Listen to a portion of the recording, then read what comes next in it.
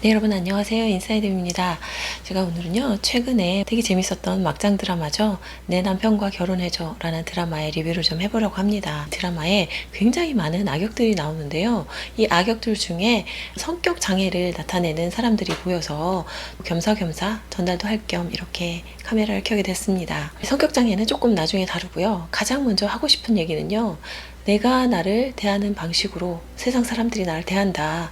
결국 세상은 나 하나뿐이다. 이런 얘기도 하죠. 세상은 내 마음을 비추는 거울이고, 그래서 결국 이 세상에 있는 건 나밖에 없다. 이제 그런 얘기를 하기도 하는데요. 여러분들도 사실 곰곰이 생각해 보면 삶에서 누군가 나한테 무작정 베풀고 잘해줬는데 그게 너무 당연시 느껴졌던 사람이 있을 거고요. 나도 모르게 누군가의 눈치를 보면서 저 사람한테 잘못하면 안 돼. 라고 생각하면서 굉장히 노력했던 그런 인간관계도 있을 거라고 생각을 해요. 이런 것처럼 나 역시도 누군가를 좀 쉽게 대하기도 하고 너무 어렵게 대하기도 하고 인간관계에서 내가 피해자가 되기도 하고 가해자가 되기도 하고 이런 다양한 경험을 했을 거예요. 하지만 대체적으로 사람들은 내가 피해자였던 기억만 뇌리에 남아있고 내가 되게 좋은 사람, 착한 사람으로 느껴야 되기 때문에 무의식 차원에서 이걸 교묘하게 바꾸고 살았다는 것을 좀 마음 공부하면서 느끼게 되는 분들도 있을 거예요. 극 중에서 박윤영 씨가 연기했던 강지원이라는 역할은요, 굉장한 피해자로서의 인생 1회차를 살다가 그렇게 사는 것의 결말을 보고 난 뒤 가해자 에너지로 쓰는 삶의 방식을 다른 쪽으로 살아보면서 이야기가 흘러가는 흥미진진한 그런 스토리였죠. 강지원이라는 인물이 왜 그렇게 피해자로서의 인생을 살게 되었을까를 생각해보면 첫 번째 가해자는 엄마였던 것 같아요. 엄마가 이 가족을 해체시키고 자신만의 행복을 찾아서 떠나고 나서 버림받은, 그리고 제대로 케어받지 못한 그런 피해자로서의 삶이 시작이 됐는데요. 이렇게 어렸을 때 피해자로 상처받아서 그것이 고착화가 되면 그 피해자로서의 역할만 고수하면서 인생을 살 수가 있어요. 그래서 지금 혹시 내가 너무 착하게 사는 것을 붙잡고 살면서 피해자로서의 역할만 반복해서 살고 있는 분이 있다면 오늘 영상이 도움이 되실 거라고 생각을 합니다. 애니어그램 유형으로도 보면 피해자 역할을 주로 많이 쓰는 그런 유형이 있죠. 1유형, 2유형도 그렇고 6유형도 좀 그런 부분이 있고요. 9유형들도 좀 그렇죠. 이제 100%는 아니에요. 하지만 내가 되게 다른 사람한테 베풀고 참고 챙겨줬는데 나는 피해만 입었어. 이런 식으로 이제 결론이 날 수 있는 좀 그런 유형적인 특징도 있고요. 이렇게 극 중에서 강지원의 역할을 보면 굉장한 피해자에서 나중에 타인에 대해서 신체적으로, 언어적으로 공격하고 또 내가 죽을 수 있는 그런 운명까지 다른 사람에게 넘길 정도로 어떤 가해자의 역할로도 변화하는 그런 과정이 나타나는데요. 사람이 너무 배가 고프면 폭식을 하는 것처럼 어떤 상처로 인해서 중도에서 벗어나게 되면 그때 이제 양분이 되게 되는 거죠. 그래서 극단을 왔다 갔다 할 수 있는 그런 인격으로 변화하게 됩니다. 그래서 강지원이 왜 그렇게 참고 선한 역할만을 살았을까를 생각해보면 그거는 착해서가 아니에요. 그래서 이 부분을 착함을 잡고 있는 사람들에게 이제 더 이상 그렇게 살지 말고 자신이 붙잡고 있는 그 착하다라는 이미지 이면에 내가 잡고 있는 그 나의 욕망을 들여다보는 시간이 됐으면 좋겠어요.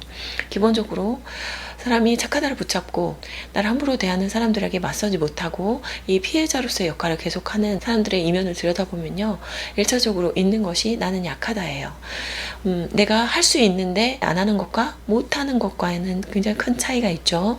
나는 약하고 힘이 없기 때문에 다른 사람에게 대응할 그런 능력이 없다고 생각을 해서 정말 참고 참을 수가 있고요. 또 하나, 사랑받고 인정받고 싶은 욕구 때문에 거봐, 나 이렇게 착하지, 내가 이렇게 베푸는 사람이야, 난 너에게 이렇게 잘해주고 있지 라는 것들을 보여줌으로 인해서 사랑받고 인정받고 그런 욕구가 있을 수 있고요. 또 유형에 따라서 내가 이렇게 좋은 사람이라는 그런 자아상, 그걸 원할 수도 있고요.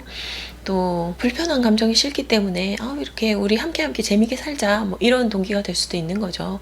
아주 여러 가지 그 이면에 있는 나의 욕구를 파악하는 게 이 착한 사람 컴플렉스에서 벗어나고 싶으면 먼저 이 욕구를 캐치를 해야겠죠. 그리고 타인이 나를 함부로 대하게 되는 이 부분은요, 내가 피해자의 역할을 고수하고 있기 때문에 이것과 짝이 되는 양분화된 다른 가해자 역할들을 끌어당기게 됩니다.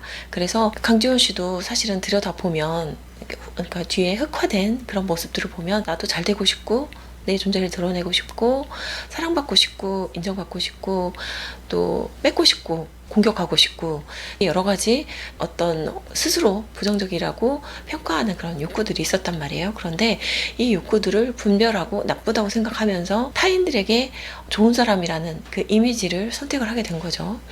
결국 주변에 있는 그 많은 가해자들을 끌어당겨서 제대로 피해자가 되고 인생 2회차로 다음 생을 살면서 그제서야 나의 욕구를 인식하고 나의 그런 가해자적인 속성, 부정성, 공격성 등을 쓸 수 있는 이제 사람이 된 거죠.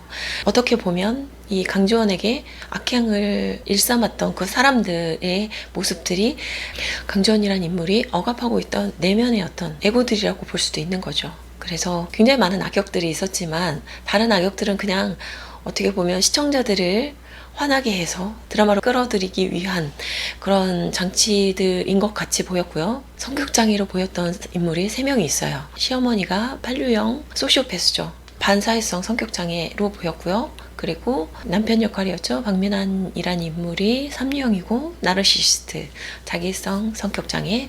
그리고 정소민이라는 인물이 이유형으로서 히스테리성 성격장애, 연극성 성격장애라고도 하죠. 이렇게 3가지의 성격장애를 볼 수가 있었는데요. 공교롭게도 이 3가지 성격장애가 B군에 속해요. 성격장애는 A군, B군, C군 세 가지 클러스터가 있는데 B군이 가장 강력하죠. 그래서 B군을 일컬어서 에너지 뱀파이어라고 부르기도 하고 그것과 관련된 제 과거 영상이 어떻게 보면 제 채널에서 가장 조회수가 높은 영상이라고 볼 수가 있어요. 근데 B군에 속하는 4가지 성격장애 중에 경계선 성격만 빼고 이렇게 3 성격장애가 다 나왔더라고요. 그래서 굉장히 흥미롭게 봤고요. 그 셋이 성격장애 3명이 모여서 얘기하는 장면이 있었는데 정말 가관이더라고요. 근데 이제 3가지 성격장애 인물의 가장 핵심적인 욕구를 보면요. 소시오패스는 지배욕이죠.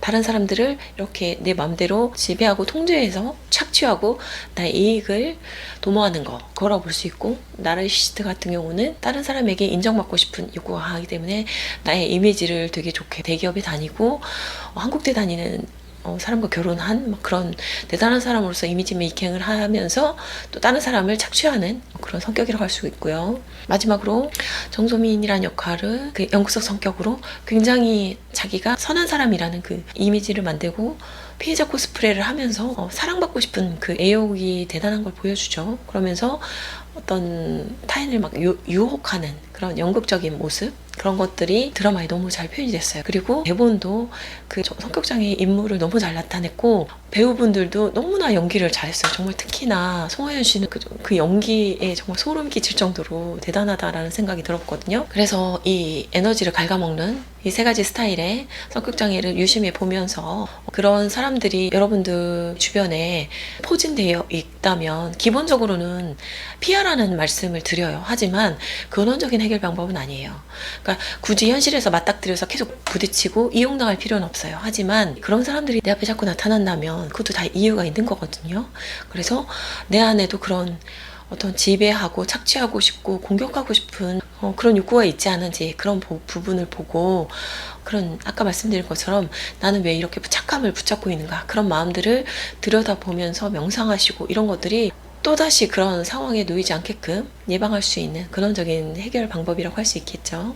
그리고 또 한 가지 말씀드리고 싶은 건 내 주변에 자꾸 나에게 네가 틀렸어 라고 지적을 하면서 나의 판단력을 흐리게 하고 함께 있으면 내가 계속 움츠러들고 나의 자아상이 계속 나빠지는 것 같은 느낌이 든다면 저는 그분과 함께 좀 TCI 검사를 해보셨으면 하는 생각이 들어요. 사실 제가 TCI나 MMPI에 검사할 수 있는 자격이 있는데 제가 그 홍보를 자꾸 게을러서 미뤄서 블로그에도 업데이트를 못했는데 TCI 검사를 하면 이 사람의 기질과 어떤 인격적인 성숙도 이런 것들을 함께 볼 수 있고요. 성격 장애가 있는 분들은 이걸 통해서 판별할 수 있는 부분이 있어요. 그리고 좀 병리적인 것 같다 하면 MMPI 검사도 같이 해보시는 걸 이제 권유를 드리고요.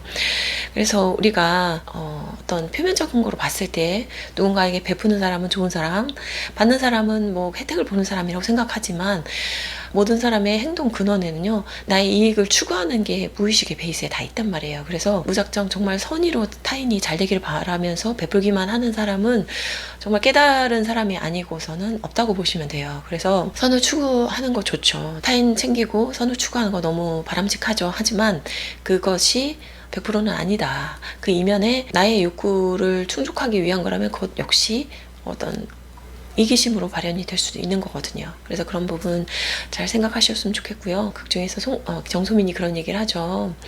어차피 내가 불쌍한 척하면서 얘기를 하면 다 내 편 들어줘, 뭐 이런 얘기를 하는 부분이 있었어요. 이게 피해자 코스프레잖아요. 정말 사람을 화나게 하는 게 피해자 코스프레거든요. 악행은 악행대로 다 하고 뺏을 거 다 뒤에서 뺏으면서 앞에서 되게 약한 척, 피해자인 척 하는 그런 것들을 봤을 때 그냥 단순하게 피해를 끼치는 사람보다 더 큰 분노를 일으키거든요. 근데 정말 나는 그러지 않았나 되돌아보면 가슴에 손을 얹고 생각을 해보면 나 역시 그런 순간이 있단 말이에요. 나 이렇게 힘이 없어, 내가 어려워서 그래 하면서 누군가에게 이득을 취하고 있지 않았는지, 왜 세상을 들여다보면 다 피해자만 있고 가해자는 없는지를 생각해보면 알 수 있겠죠. 그래서 나 역시 피해자 코스프레를 하면서 누군가를 아프게 하지 않았는지, 그런 거를 내가 깨달을 수 있다면 그건 엄청난 성숙이죠. 그런 부분도 생각해 보시면 좋을 것 같고요. 주인공의 역할이 극단의 피해자 역할에서 완전 사이다를 날리는 공격적인 역할로 갔잖아요. 그런 걸 보면 드라마라는 건 사실 어떻게 보면 대리만족을 해주는 게 있단 말이에요. 그 드라마를 보면서 환호하는 사람들 이면에는 나도 나의 의견을 주장하고 싶고 정말 악행을 보면서 깨부수고 싶은 나의 그런 욕구가 있다는 거죠. 그런 것들도 좀 자학하는 시간이 되시면 좋을 것 같아요. 말씀드렸던 3명의 악역 외에는 너무 악역을 끌어다 쓴 것 같아서 조금 아쉽긴 했지만 되게 재미있게 봤던, 생각할 거리를 많이 줬던 드라마였던 것 같아요. 혹시 드라마 보고 기억에 남는 부분 있으면 댓글로 남겨주시면 감사할 것 같고요. 오늘 저희 영상은 여기서 마치도록 하겠습니다. 오늘도 시청해주셔서 감사합니다. 또 만나겠습니다. 안녕.